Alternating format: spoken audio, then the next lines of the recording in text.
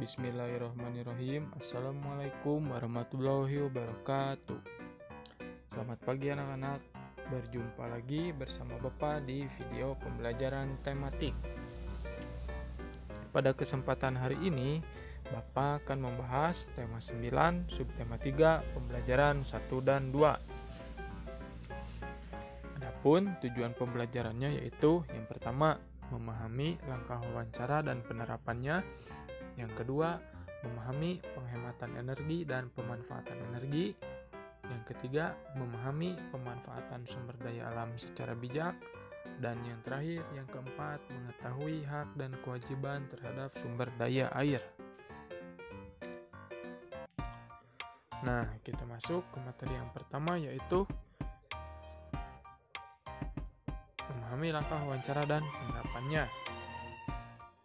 Nah, sebelumnya kita juga pernah membahas tentang langkah-langkah dalam melakukan wawancara. Nah, coba anak-anak diingat kembali apa saja langkah-langkah yang harus dilakukan untuk melakukan sebuah wawancara ya.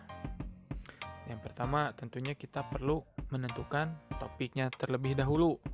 Lalu, menentukan narasumber yang akan diwawancarai dengan topiknya tersebut dan menyusun pertanyaan dengan tepat ya tentunya. Nah, tahapannya sebelum mewawancara, yang pertama menentukan narasumber, yang kedua menentukan waktu dan tempat wawancara, dan yang ketiga membuat daftar pertanyaan sesuai topik wawancara. Lalu tahap yang kedua pada saat mewawancara yaitu menemui narasumber sesuai waktu dan tempat wawancara, mengajukan pertanyaan kepada narasumber, mencatat jawaban dari setiap pertanyaan yang diajukan, dan mengucapkan terima kasih kepada narasumber. Nah, tahap yang terakhir yaitu setelah wawancara, merangkum semua jawaban dari narasumber, membuat kesimpulan wawancara, dan membuat laporan wawancara. Nah, anak-anak, berikut kita tegaskan lagi ya tentang tahapan melakukan wawancara. Kita langsung masuk ke materi yang selanjutnya yaitu menjelaskan penghematan energi dan pemanfaatan energi alternatif. Dalam kehidupan sehari-hari, kita menggunakan berbagai macam sumber energi. Salah satunya adalah energi dari fosil sebagai bahan bakar gas. Sebelumnya, kita telah mengetahui bahwa energi dari fosil adalah sumber energi yang tidak dapat diperbaharui. Pemakaian secara terus-menerus dalam jumlah besar akan membuat cadangan energi dari fosil semakin berkurang dan habis. Nah, penghematan sumber energi agar tidak cepat habis dapat dilakukan dengan cara sebagai berikut. Yang pertama, mengurangi penggunaan kendaraan bermotor. Yang kedua, lebih memilih berjalan kaki atau bersepeda jika bepergian. Yang ketiga, mematikan peralatan listrik jika tidak digunakan.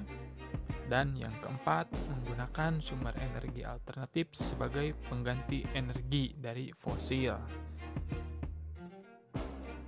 Nah, energi alternatif digunakan untuk mengganti sumber energi yang akan habis.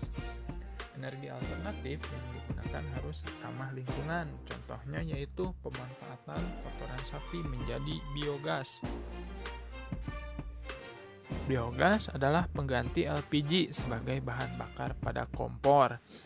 Nah, anak-anak, bisa dipahami ya, kotoran sapi dapat dimanfaatkan untuk pembuatan biogas. Nah, biogas sendiri dimanfaatkan untuk menyalakan kompor.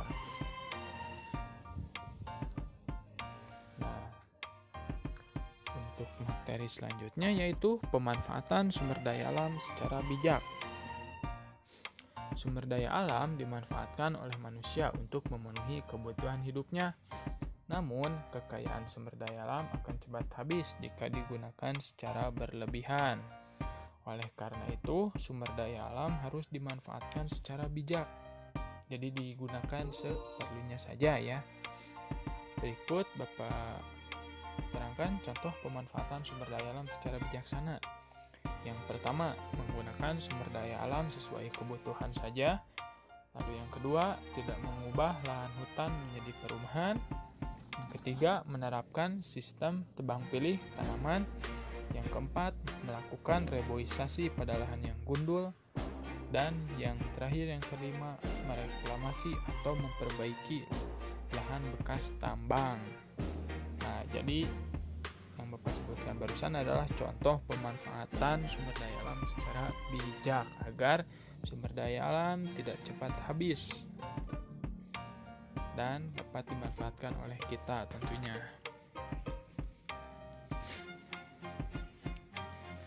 Nah, materi yang terakhir yaitu hak dan kewajiban terhadap sumber daya air.